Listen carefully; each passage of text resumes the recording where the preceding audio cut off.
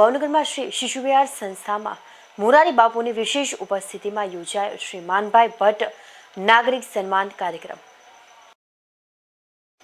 ભાવનગરમાં યોજાયેલ માનભાઈ ભટ્ટ સ્મારક નાગરિક સન્માન સમારોહમાં અધ્યક્ષસ્થાને રહેલા મોરારી બાપુએ કહ્યું કે સન્માનિતોને શું આપ્યું તે નહીં, સન્માનિતોએ સમાજને જે આપ્યું તેનું મહાત્મય રહેલું છે।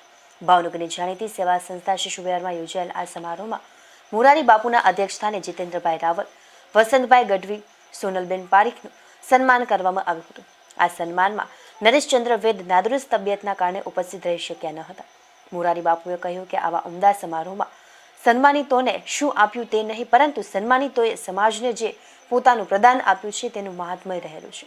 આવા આપનારાઓની વંદના માટે મહાભારતમાં જણાવ્યું છે।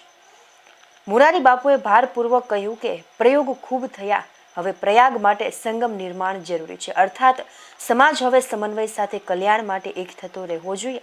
મહાત્મા ગાંધીના ભારત છોડો નાદ એ મહામંત્ર બનીને રાષ્ટ્ર માટે સિદ્ધ થયું, જે સત્યના ગર્ભમાંથી નીકળેલ શબ્દ મંત્ર હતો।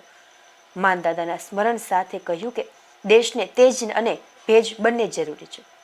આ કાર્યક્રમ પ્રારંભે સંસ્થાના વડા નાનકભાઈ ભટ્ટે શિશુવિહાર દ્વારા થતી પ્રવૃત્તિ અને આજના સન્માન સાથેની વિગતો આપી અને મોરારી બાપુ દ્વારા આ સંસ્થાને કાયમી મળી રહેલી હૂંફ પ્રત્યે ભાવ જણાવ્યો હતો।